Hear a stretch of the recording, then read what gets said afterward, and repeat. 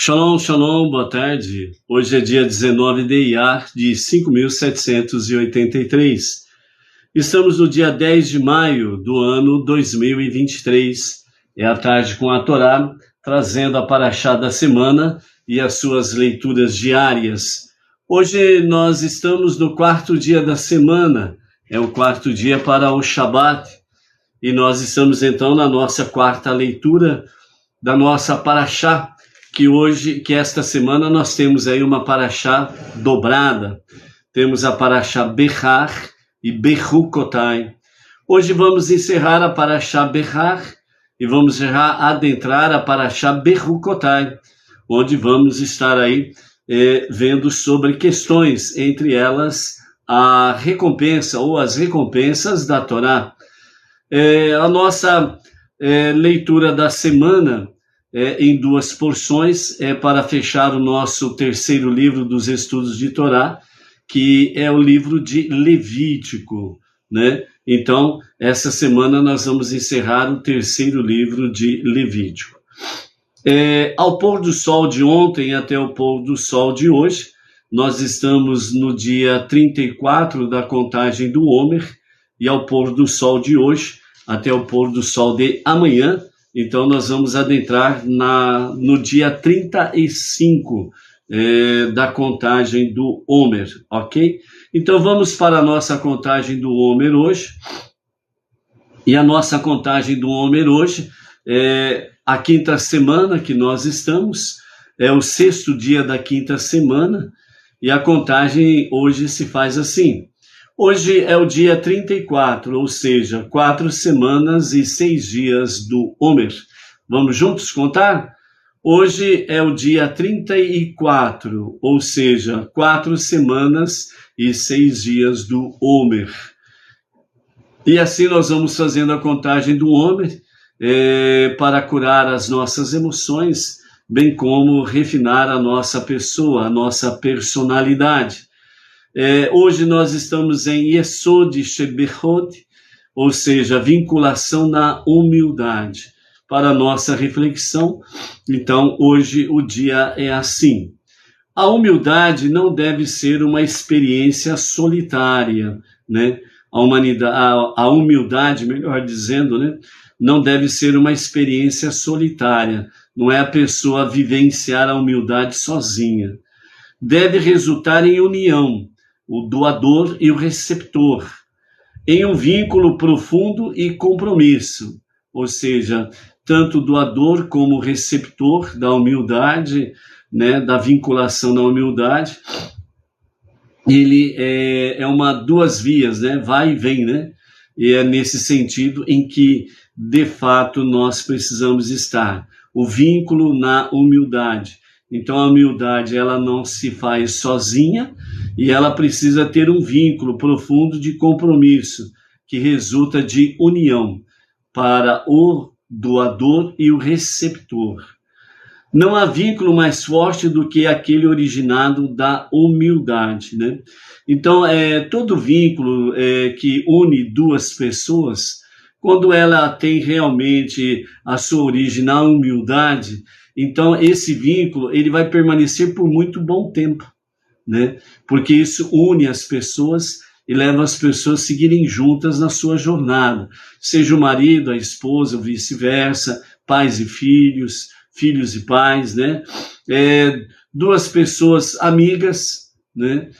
Parentes, etc. Então, esse vínculo, né, na humildade, ele traz realmente uma união.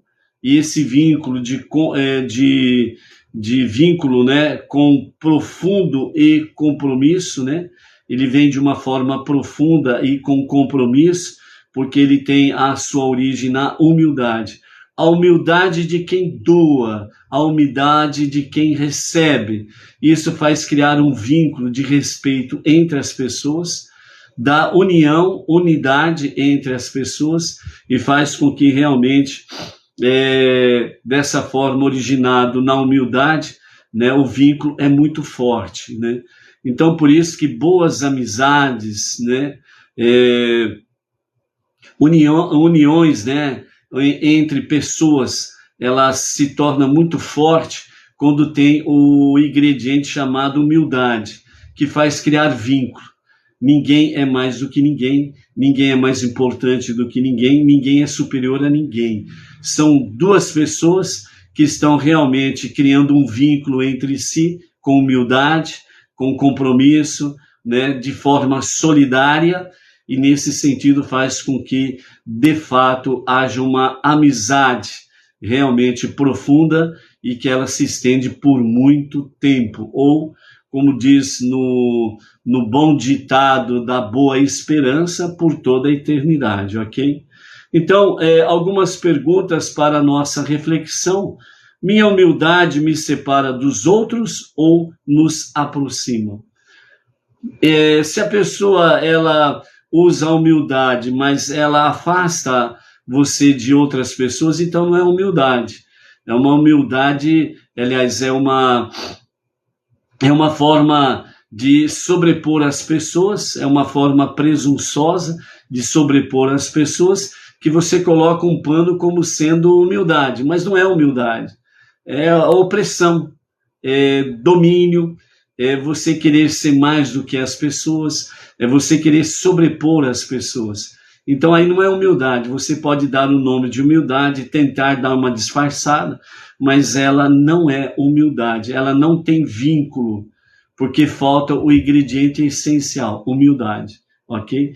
Agora, se ela aproxima as pessoas e faz criar uma amizade, né, que realmente seja uma amizade respeitosa de um para com o outro, então aí sim há vínculo na humildade, e esse vínculo faz com que as pessoas se aproximem e realmente possam viver o amor fraterno como deve ser. Outra pergunta, dessa forma, a minha humildade, ela produz resultados, e se ela produz resultados, esses resultados são duradouros? Permanecem? Então, se eles são duradouros, né, e permanece, sinal que essa humildade, ela produziu um resultado muito positivo, onde cria o vínculo e faz com que isso seja duradouro. Ela cria uma base duradoura sobre a qual eu e outros podemos confiar e construir. Então, a base duradoura, ela faz com que realmente haja confiança e construção. Então, quando há realmente confiança e construção, né, confiança e as pessoas elas se tornam pares numa construção duradoura, então realmente ela é um vínculo na humildade. Então a humildade ela cria o vínculo, as pessoas se unem para realmente produzir aquilo que é saudável para ambas as partes, né?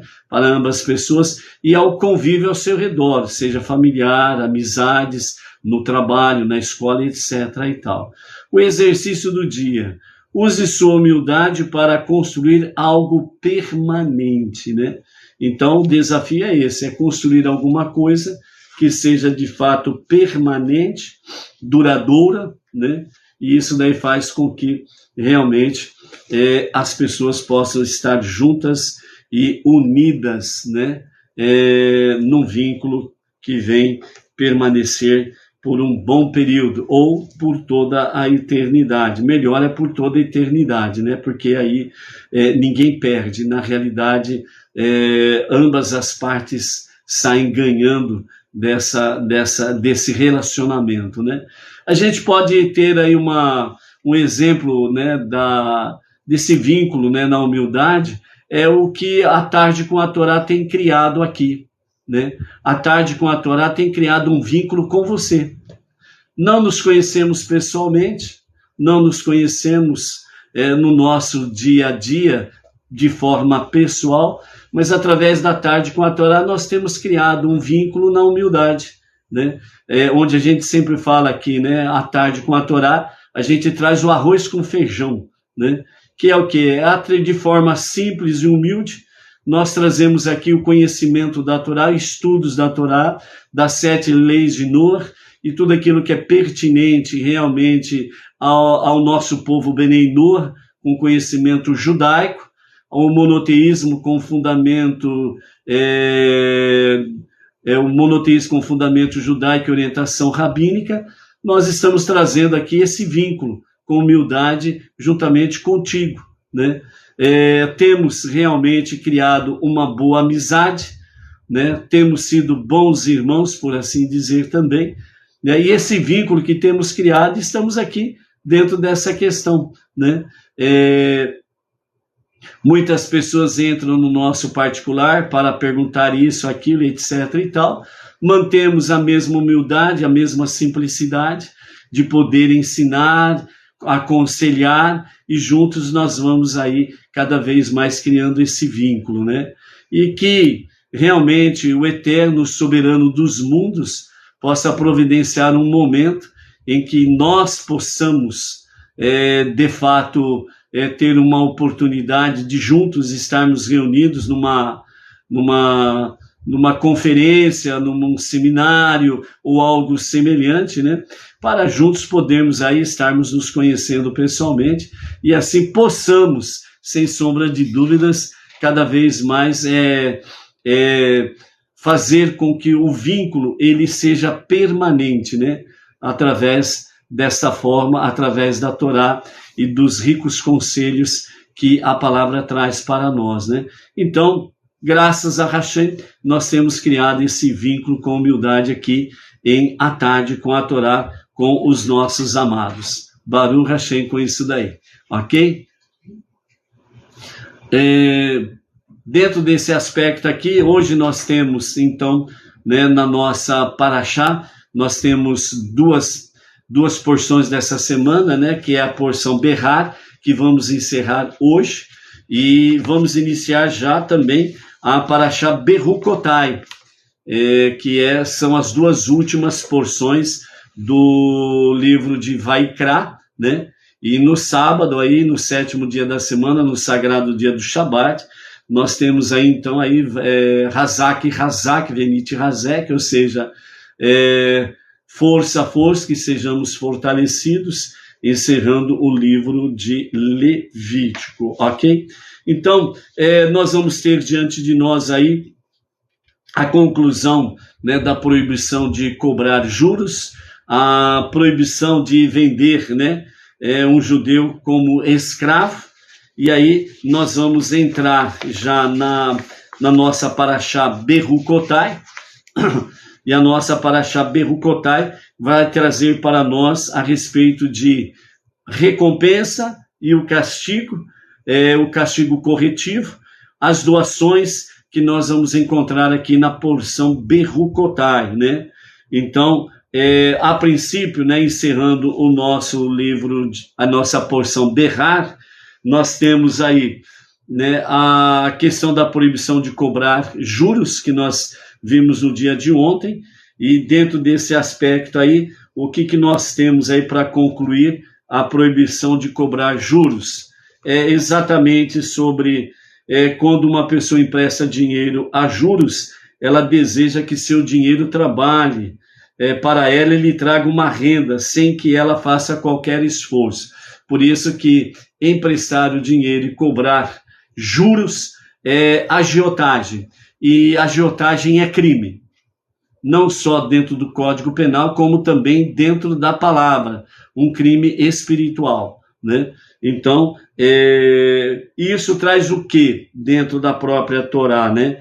Isso se opõe à própria noção da Torá, né, e dos seus mandamentos.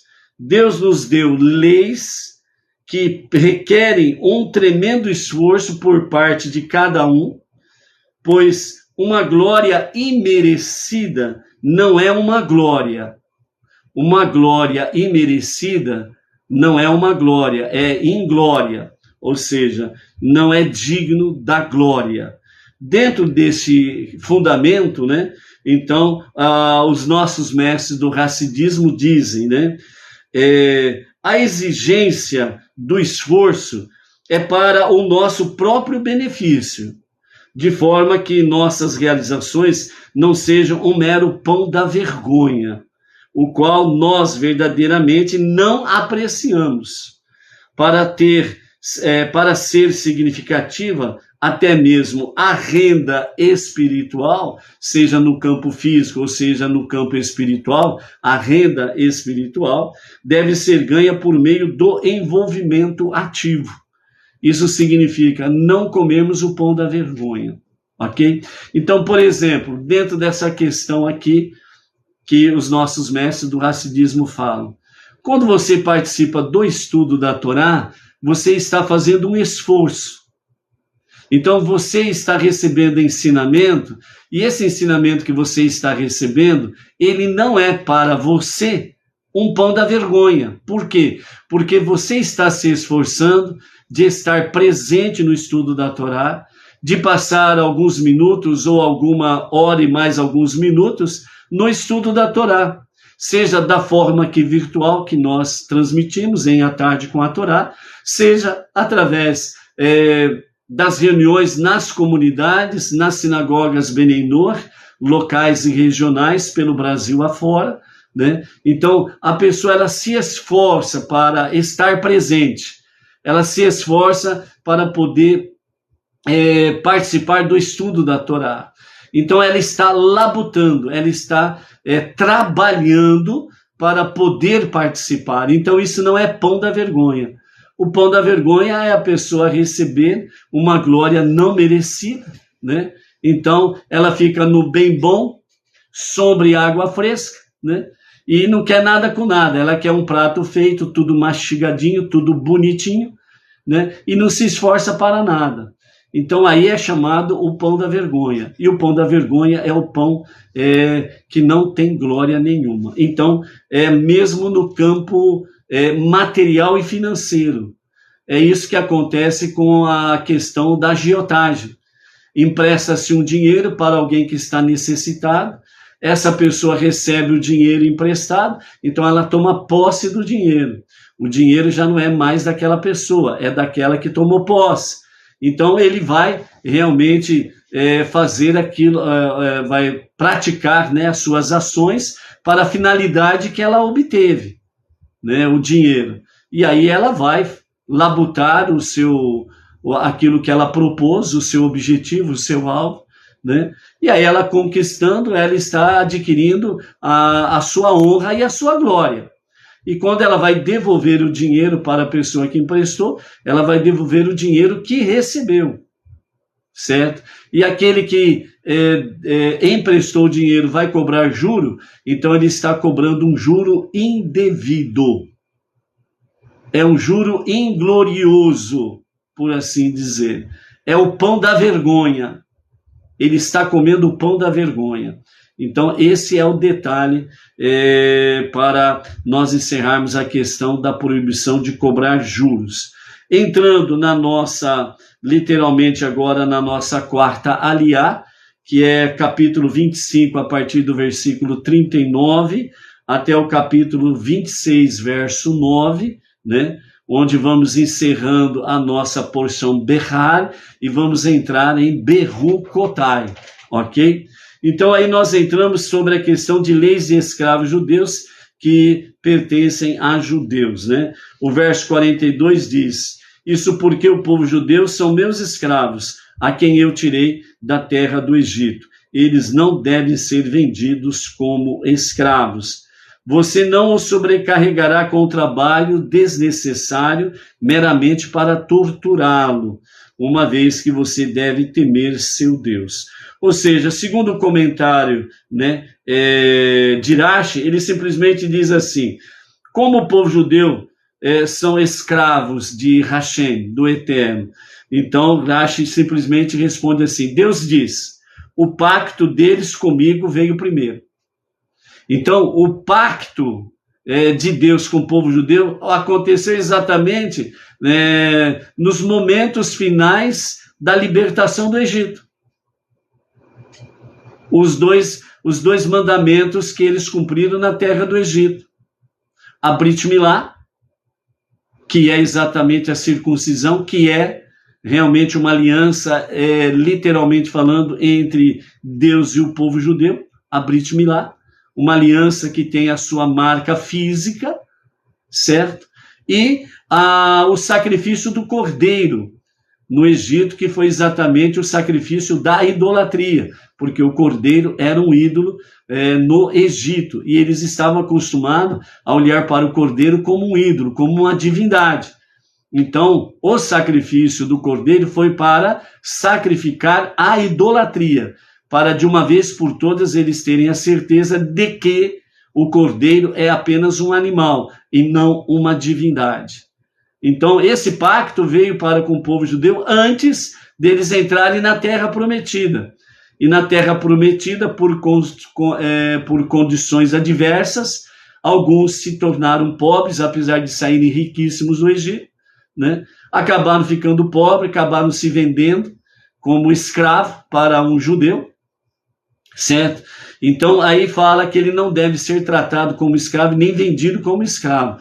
Tanto é que as leis dos escravos, né, principalmente um judeu escravo, né, que por uma razão ou outra se vendeu para ser escravo, ele teria que ser tratado como membro da família. Então, se a família do senhor, do escravo judeu, comesse arroz e feijão, o escravo ia comer arroz e feijão. Se a família do senhor, do escravo judeu, fosse comer, por exemplo, aí, né, macarronada e companhia limitada, então o escravo judeu teria que comer também macarronada. Se a família do seu senhor dormisse entre aspas, né, em berço esplêndido, quer dizer, uma bela de uma cama, bem aconchegante, fofinha, com roupas de primeira categoria, o escravo judeu também teria que ter o mesmo tipo de cama e o mesmo tipo de roupas de cama. Não poderia ser tratado de forma diferente. Quer dizer, não era um bom negócio ter um escravo judeu. Então, por isso, Rashi fala, o pacto deles comigo veio primeiro. Então, as leis eram bem rígidas dentro desse sentido aí. Segundo o comentário Torat Kohanim, diz assim, eles são meus escravos a quem eu tirei da terra do Egito, sob a condição de que eles não devem ser vendidos como escravos. Então, por isso, as leis de um escravo judeu é realmente muito rígida, né? Por assim dizer, de forma bem simples, não era vantagem nenhuma para um senhor judeu ter um escravo judeu. Era duas famílias. Ele tinha que tratar o escravo judeu da mesma forma que ele tratava a família dele, certo? Então, né, de forma bem simples e resumida, é exatamente isso daí, ok? Então, a força do povo judeu é uma força que vem do seu Deus, né? Aquele que realmente é o único Deus, o único Criador, o único Redentor e Salvador. Ele fez primeiramente um pacto com o povo judeu e por isso o judeu não deve, em hipótese nenhuma, ser vendido como escravo nesse aspecto aí. Mas se ele foi vendido como escravo para um não-judeu? Bom, o não-judeu, ele vai ter uma dor de cabeça terrível se ele comprar um escravo judeu. Porque as leis são também rígidas para os não-judeus, que tem que tratar o escravo judeu realmente como membro da sua família. A cobrança vem na sequência, não resta dúvida. Também não era vantajoso um não-judeu ter um escravo judeu. Ele precisava tratar como membro da família também. Por quê? Porque Deus fez um pacto com o povo judeu primeiro, antes de qualquer questão. Entendeu? Então, por isso, realmente, é importante, né, nesse aspecto, ter o quê? Que servir a Hashem é a melhor situação que nós nos colocamos, tanto para judeus como para não judeus, tanto para judeus como Bnei Noach. Servir a Hashem é a melhor coisa que nós temos para fazer, porque aí nós vamos viver o verdadeiro amor fraterno que precisa ser para transformar este mundo para ser a moradia de Deus. Esta é a melhor situação que nós precisamos plantar cada dia no nosso viver diário. Baruch Hashem, Baruch atah Adonai Eloheinu melech haolam, sherakol nihya bidivaro. O cafazinho da Dona Edna. A Dona Edna, nem te conto. Baruch Hashem. Com a graça bendita, né, de Hashem, a Dona Edna, né, o médico ficou admirado da recuperação dela. É uma ação realmente divina, né? Mais de 60% do seu nervo ciático, né?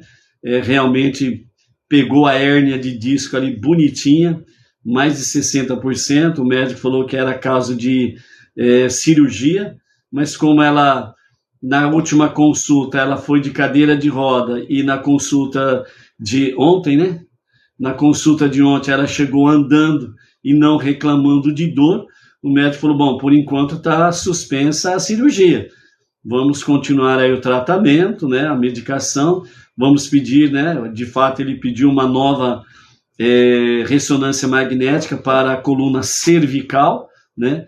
Pela graça bendita de Hashem, tivemos aí o provimento, né, que foi feita uma doação muito calorosa, muito amorosa para as despesas, Baruch Hashem, né, para com aqueles que assim o fizeram, essa tzedakah preciosa, maravilhosa para nós, né, e que realmente a bênção de Hashem seja para com os doadores e as suas famílias e os seus negócios, Baruch Hashem para isso, né, e vamos aí fazer a ressonância magnética da coluna cervical da Dona Edna para ver como que está, que o médico quer ver, e que realmente continue sendo adiada essa bendita cirurgia e que a recuperação continue através das preces, através da boa torcida dos amados com as suas preces, para que venha recuperar o nervo ciático, aquilo que já lesionou, venha se recuperar aí e que realmente não aconteça a cirurgia. Baruch Hashem, continue suas preces em favor da nossa querida Edna e que realmente um bom número de amados possam experimentar do café da Edna. Saúde! Né, Dona Edna? Fala um shalom, pelo menos a voz aí para o pessoal ouvir aí. Shalom, shalom para todos. E Hashem abençoe todos vocês. Amém, vem amém. Ela não quer aparecer, ela falou, não vira a câmera para o meu lado. Então, dizem que o homem inteligente obedece à esposa, né? Então, eu estou obedecendo a querida Edna. Baruch Hashem, amados, né? Então, vamos agora adentrar na Parashá Bechukotai, né? Uma palavra final do nosso Rebbe Menahem Mendel da Parashá Behar. O nosso Rebbe Menahem Mendel, ele faz a seguinte pergunta para encerrarmos a Parashá Behar. De quem somos escravos? Essa é a pergunta que o nosso Rebbe Menahem Mendel faz para a nossa reflexão. Então, de quem somos escravos? Alguns de nós se encontram tão absorvidos pelo trabalho durante os seus dias de semana, né, para que parecem, né, ter se tornado escravos dele. É acordar, cabeça no trabalho, sai desesperado para ir trabalhar, é o trânsito, é o congestionamento, é aquele, né, aquele, entre aspas, né, é aquele inferno na vida da pessoa durante os dias comuns de trabalho. Então parece que estão escravos do trabalho, não é verdade? Então, aí nós temos o Shabat semanal. O Shabat semanal, ele representa realmente um descanso das nossas aflições. Por isso, os 6 dias da semana estão conectados com os 6 milênios da história da humanidade, e o 7º dia da semana, o sagrado dia do Shabat, está conectado com o 7º milênio, que é a redenção com Mashiach, a redenção final com Mashiach, que é realmente o descanso de todas as nossas aflições. Não haverá hérnia de disco nesse período aí, por exemplo, né? Entre outros males, né? Não haverá nenhum tipo de doença, né? Animosidade, nem mortes, nem guerras, etc. e tal, né? Então, a redenção final é o 7º milênio, a redenção final com o justo Mashiach, que trará todo esse panorama no 7º milênio. Por isso que fala que o lobo e o cordeiro pastarão juntos, né? O leão e o cordeiro estarão juntos pastando, né? A criança estará brincando com a serpente, nada lhe acontecerá, e etc, etc. Os instrumentos de guerra serão transformados em equipamentos agrícolas para se trabalhar no campo, na terra. Então a terra ela será totalmente produtiva, não haverá nenhuma porção de terra improdutiva nos dias da redenção final com o Mashiach, né? Então por isso faz esse panorama para que nós possamos entender dentro desse aspecto. De quem somos escravos, diz o nosso Rebbe Menachem Mendel. Então quando chega o sagrado dia do Shabat, é como se nós tivéssemos uma libertação, né? Realmente das aflições da semana, né? Então nós temos mais refrigério, mais conexão com Deus, mais conexão com a Torá, com os estudos das 7 leis de Noah. Então nós respiramos de uma forma mais tranquila, mais harmoniosa. Então a Torá mostra-nos que esta não é a forma correta de viver uma semana doida, né? De trabalho, aquela conexão com o trabalho, pagar contas, se eu não trabalhar eu não ganho, se eu não ganho eu não tenho como pagar as contas. Então é uma aflição, é um martírio, é uma escravidão, entendeu? É uma escravidão. E mesmo para aqueles que detêm, né, um grande poder aquisitivo, são empresários, etc. e tal, eles também têm as aflições deles. Não pense que é porque eles estão no bem bom, por assim dizer, que significa que não tem as suas aflições, né? Tem que manter a empresa, os negócios, tem que manter os funcionários, tem as despesas de funcionários, despesas de impostos e companhia limitada, etc. e tal. Então, há também as suas aflições, sem sombra de dúvidas. E por isso, né, o sagrado dia do Shabat semanal é para mostrar para nós que temos um Shabat milenar, que é a redenção final com Mashiach, onde todas essas coisas aí nós estaremos livres dela, né? Que nem a Márcia Araújo está dizendo aí, escravos do sistema. É exatamente isso daí, escravos do sistema, não restam dúvidas. E é por isso que Hashem, ele proveu para as nações e o povo judeu, ele proveu realmente a redenção final, o Shabat semanal e a redenção final. Então o que nós fazemos durante 6 dias da semana e adentramos na conexão com o 7º dia da semana,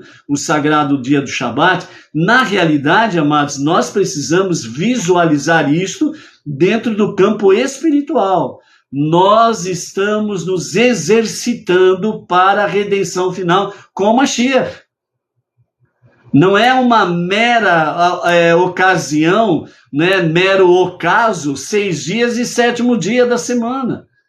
É um exercício que Deus nos dá semanalmente.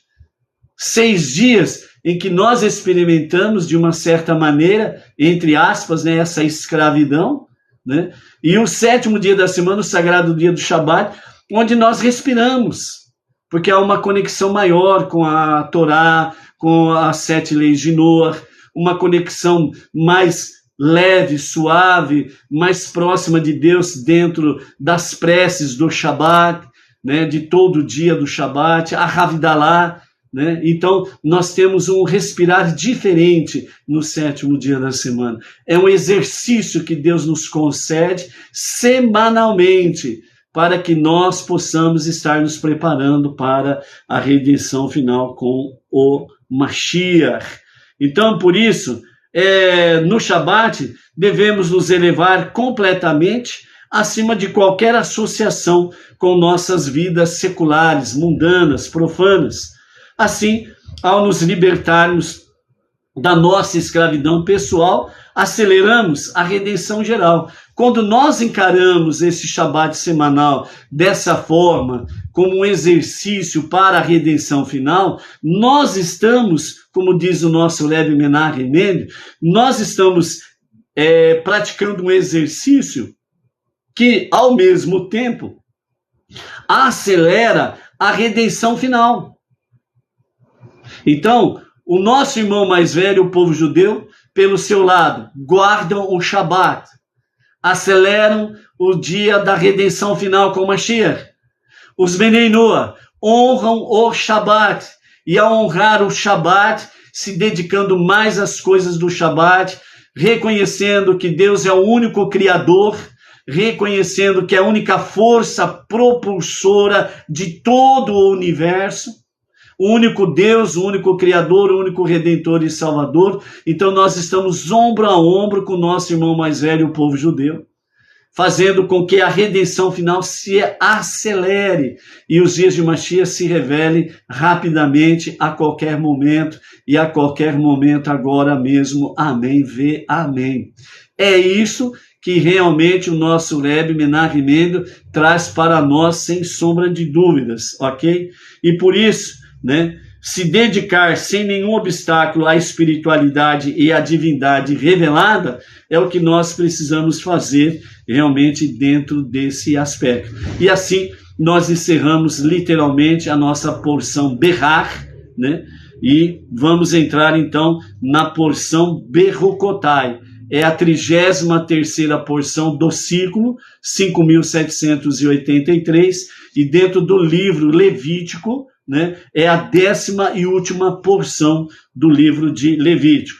Então, na Parashá Berukotai, até Shabat, nós estaremos aí vendo a recompensa e o castigo corretivo, as doações que estão implícitos dentro da nossa Parashá Berukotai. Então, essa porção, Deus promete ao povo judeu ser recompensado com bem-estar e riquezas materiais, se cumprir com as suas regras. É isso que diz Berukotai, permanecer nas minhas regras, nos meus ditos, nos meus mandamentos, preceitos. O oposto também é verdadeiro. Ao abandonar os preceitos divinos, os judeus perdem as suas bênçãos. Em seguida, Deus vai nos instruir através do povo judeu a respeito de quais doações podem ser feitas ao templo e aos Kohanim, aos sacerdotes, e de que maneira e sob quais circunstâncias deve-se fazer estas doações, ok? Então, como nós temos um plantão, nós precisamos correr aqui, ok? Então vejam bem, dentro do nosso capítulo 26, que é o que inicia a nossa porção Berukotai, a partir do versículo 3, nós temos aí de fato a nossa porção, que nos fala aqui no capítulo 26 até o versículo 13, sobre as recompensas físicas da Torá, que nós temos aí. Então, a dedicação de cada um de nós à Torá e os seus mandamentos deveria ser de tal modo que a Torá e os preceitos não fosse meramente um aspecto importante da nossa vida. Ou seja, um judeu deve sentir que Torá e preceitos são a sua própria vida, que seus objetivos fazem parte e estão unidos ao sistema de valores da Torá. Em vez de sermos escravos do sistema vigente aí fora, o que a Parashá Berukotai traz para nós é que nós precisamos, de fato, estarmos unidos, não como escravos e afligidos realmente pelo sistema de valores da Torá, mas ombro a ombro com o nosso irmão mais velho, o povo judeu. Nós precisamos estar unidos e realmente sentir que a Torá, os 5 primeiros livros da Bíblia, e os seus preceitos com as 7 leis de Noah e as suas ramificações, na realidade, é a nossa própria vida. Sem Torá não tenho vida. Sem a Torá e as 7 leis de Noé, não tenho vida, sou apenas um zumbi, um morto-vivo que vai e vem. Simplesmente isso. Então, a porção da Berucotai, né, que traz para nós exatamente nos meus estatutos, é para que nós tenhamos esta visão, que é exatamente que a Torá, seus preceitos, as 7 leis de Noé e os seus preceitos, é a nossa vida. Sem isso, nós não somos absolutamente nada. É simples compreender isso. Não precisamos trazer aqui palavras complicadas para nortear esta realidade. É simples. Então, por isso, segundo o Talmud, se expressa numa analogia dizendo o seguinte: o homem é como o peixe do mar. Da mesma maneira que os peixes do mar morrem assim que vem a terra seca, assim também o homem morre ao se separar da Torá e dos seus preceitos, das 7 leis de Noé e os seus preceitos. Como diz o Talmud em Avodah Zará, 3b. Então, sem a Torá, amados, o ser humano não é nada, seja ele judeu ou não judeu. É simplesmente um zumbi. Ainda os nossos mestres do Hassidismo, eles falam que quando nós assumimos um compromisso total com o judaísmo, por isso monoteísmo com fundamento judaico e orientação rabínica, a dicotomia entre sua vida física e espiritual desaparece. O que significa isso? A dicotomia entre sua vida física e espiritual desaparece. Ou seja, você perde o desejo secular. O seu desejo primordial é a Torá e os seus preceitos com as 7 leis de Noé e os seus preceitos. É isto, é a visão, é a conexão, é a vida. Ausente destas coisas é estar ausente da própria vida. É apenas vegetar, viver por viver. Você já ouviu essa expressão de muitas pessoas que perdem a esperança da vida. Estou vivendo por viver, porque perdeu a conexão com a Torá, seus preceitos, as 7 leis de Noé e os seus preceitos. Estou vivendo por viver. Seja você jovem, adulto, seja você casado ou não, seja você adulto, velho, né, ou idoso, né, não importa a sua condição dentro da faixa etária, qual a sua idade, independe disso. Tudo depende da sua conexão com a Torá. Tudo depende da sua conexão Torá mais 7 leis de Noé. Aqueles 5 princípios que nós temos. Techuvá, retorno a Deus para um genuíno e verdadeiro arrependimento. Tefilá, preces diárias, estudo da Torá e os seus preceitos, estudo das 7 leis de Noé e os seus preceitos, e a Tzedakah. Sem isso, nós estamos ausentes de Torá e de todas as coisas pertinentes a estas questões. Então, por isso, assim como o peixe não pode viver fora da água, é preciso da água para viver, e a Torá, ela tem uma das suas alegorias representativa, que é, entre outras coisas, a Torá é o maná, o pão do céu, a Torá é a água da vida. Então, como peixes que somos, se nós não estivermos no manancial das águas vivas da Torá, nós estamos em terra seca, e isso significa perigo iminente de morte. E colocar a vida em risco não vale a pena. Então a Torá é a nossa própria essência. Sem ela, não somos absolutamente nada. Ok? Então, por isso, diz os primeiros versos da nossa Parashá Berucotai.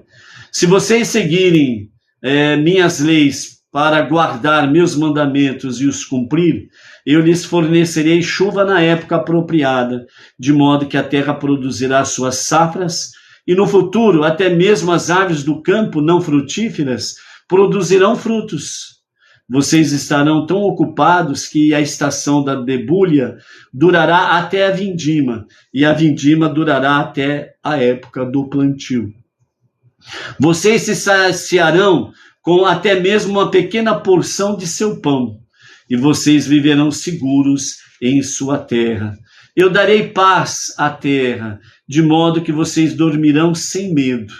Eu eliminarei os animais selvagens da terra, e a espada dos estrangeiros não passará pela terra de vocês, nem em época de paz, nem em época de guerra. Vocês expulsarão seus inimigos, e enquanto eles fogem, eles cairão mortos por suas próprias espadas, antes que vocês os matem.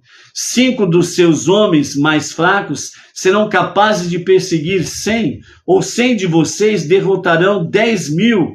Enquanto eles fogem, seus inimigos cairão mortos por suas próprias espadas diante de vocês, apesar de seu exército ser pequeno.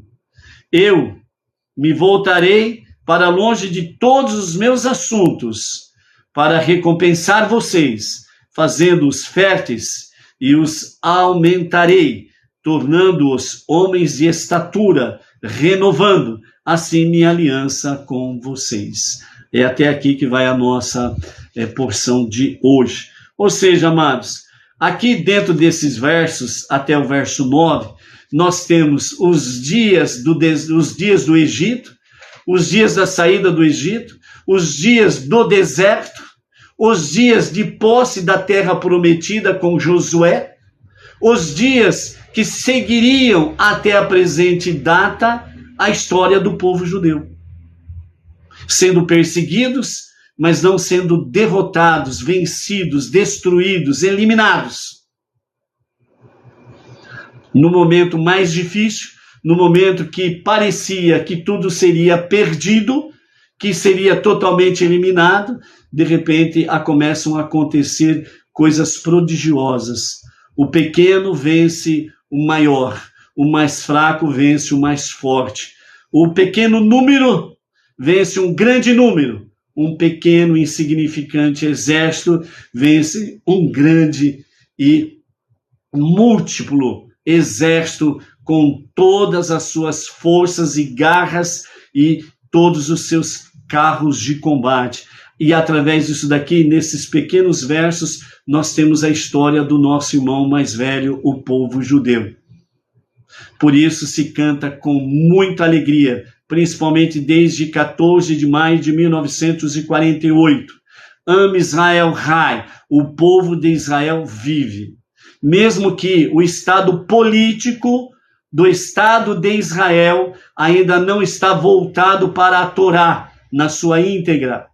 Mesmo que o sistema político do Estado de Israel está precisando de ser curado e sarado, mas isso é coisa para Mashiach, não para nós.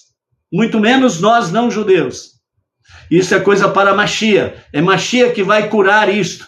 É Mashiach que vai sarar a terra, não somente de Israel, mas todos os quadrantes da terra.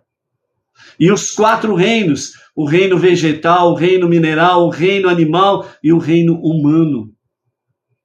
Então, é desta forma que Deus estará realizando a sua obra. E a história do nosso irmão mais velho está tudo aqui. De uma forma mais simples, resumida, para nós compreendermos aqui exatamente o permanecer nos preceitos, nos mandamentos divinos, para que nós possamos realmente experimentarmos dia a dia da bondade divina e podemos domar o selvagem, né? Ou seja, Deus falando, eu vos concederei estas bênçãos, os teus inimigos, você fará com que, mesmo que ele venha contra vós por um caminho, ele fugirá diante de vós por 7 caminhos. Fugir diante de vós por 7 caminhos significa que os inimigos serão completamente vencidos. E é o que está acontecendo através da história do povo judeu. O povo judeu, o nosso irmão mais velho, o filho primogênito de Deus, tem prevalecido. E quando nós somamos com o nosso irmão mais velho, o povo judeu, então ombro a ombro, nós participamos do mesmo embate, do mesmo trabalho, da mesma labuta do nosso dia a dia. E nós não comemos o pão da vergonha, porque estamos no monoteísmo, com fundamento judaico e orientação rabínica, com o nosso Rav Yaakov Gerenstad, a liderança Benenua Brasil. E é por isso que realmente, no começo da nossa Parashá Berukotai, amanhã teremos a continuidade, onde fala sobre darei paz à tua terra. Então aí está falando não somente dos momentos de paz que o povo judeu desfrutou por algum tempo muito limitado até o presente momento, mas está falando de uma paz duradoura que acontecerá a partir da revelação do justo Mashiach para a redenção final. Uma paz verdadeira que durará eternamente. Assim como também dormirão sem medo. Poderão dormir tranquilamente, tendo a tranquilidade de saber que não haverá inimigos para vir contra eles. Haverá exatamente a eliminação dos animais selvagens, ou seja, os animais selvagens não serão nenhum perigo, literalmente falando, e ao mesmo tempo falando da nossa alma animal. Domar a nossa alma animal, porque a nossa alma animal, como é devidamente representada pelos animais selvagens, a finalidade dos animais selvagens é matar, é destruir. E os inimigos são desse mesmo porte. Por quê? Porque a sua alma animal está muito forte e o objetivo é destruir e matar. Então eu destruirei, eliminarei os animais selvagens, ou seja, os animais selvagens, eles se tornarão dóceis como os animais domésticos. Por quê? Porque os animais selvagens, eles serão devidamente dominados pelo poder de Mashiach, pelo poder da redenção final. E essa redenção final precisa começar em nós, domar o nosso animal selvagem interior, a nossa alma animal. A nossa redenção começa agora. Nesse exato momento, quando você realmente dita para você mesmo, eu vou dominar a minha alma animal, através do quê? Das 5 bases que nós acabamos de falar. Então é dominar realmente o nosso animal selvagem para que nós possamos adentrar na redenção final com Mashiach, vendo realmente aqueles belos animais, leões, leoas, né, os casais leões, os casais de onças, ursos, né, o lobo e por aí afora vai, né, as próprias serpentes.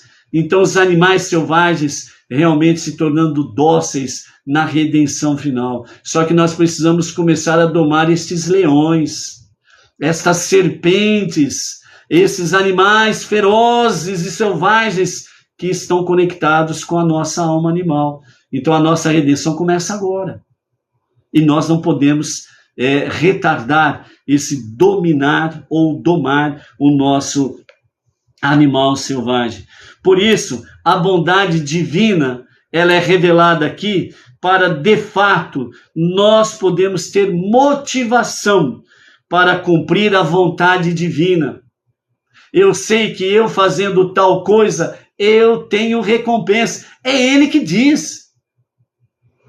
Ele não é obrigado a dar recompensa a ninguém, mas é da índole de Deus. É realmente movido pela sua hesed, pela sua bondade, pelo seu amor, pelo seu carinho para com os seus filhos. É do agrado do Pai presentear os filhos. Então, nessa questão, eu não quero recompensa. Você pode não querer, mas eu quero. Eu quero recompensa. E não abro mão. As minhas recompensas são minhas. E ninguém vai botar o bedelho nas minhas recompensas. É assim que nós temos que viver. Porque as tuas recompensas são tuas. E eu não vou ter inveja das tuas recompensas e nem você da minha. Por quê? Porque são recompensas de Deus. E recompensas de Deus traz alento para a nossa alma. Traz realmente aquela questão de estar em shalom. Entre outras coisas, o aspecto do shalom é o quê? Que você tenha bênçãos, que você seja próspero, que você seja bem-sucedido em tudo que você fizer na sua vida. Então as recompensas de Deus é para trazer para nós shalom. Quem que não quer shalom? Só se for alguém muito doido mesmo. Ou muito burro mesmo. Muito tolo. Mas eu não. Eu quero as minhas recompensas. Luto por elas. Trabalho por elas. Me dedico a Hashem. Por quê? Porque é Ele que prometeu. E é por isso que nós já vimos anteriormente. Deus, Ele promete e Deus cumpre. Então, nós não pedimos nada para Ele. Antes de pedirmos, Ele já fez a promessa. Então, por isso, está inerente em Deus, o nosso Deus. Porque Ele é o Deus da bondade absoluta. Ele é o Deus da bondade absoluta. Por isso, quando nos relacionamos com Ele, sem a interferência do nosso ego, do nosso egocentrismo, da nossa egolatria, conseguimos sentir e vivenciar a sua bondade da forma mais pura possível, como o seu modo de se revelar para cada um de nós. Por isso, amados, a Torá é tudo para nós. Na Torá nós temos tudo que nós precisamos, até aquilo que nós nem imaginamos pedir a Deus, Ele tem para nos dar. Porque isso é da Hesed, é da bondade absoluta de Deus, é do amor absoluto de Deus, é da sua misericórdia absoluta de conceder isso daí. Então, por isso, nossa preocupação, por assim dizer, é estarmos cada vez mais nos dedicando à vontade do nosso Deus soberano, aquele que é um e único, indivisível e incorpóreo, aquele que não nasceu nem morreu, aquele que é o único Redentor e o único Salvador. Por isso, vamos em frente na nossa jornada, né? E com a graça de Hashem, amanhã vamos ver a continuidade, né, das suas promessas para com o povo judeu, o filho primogênito de Deus, e para nós, os irmãos caçulas, que também temos recompensas, porque ele é, como diz o profeta Malaquias, ele é o Pai de todos nós. Até amanhã, amados, preces pelo nosso plantão. Shalom, shalom, até daqui a pouco.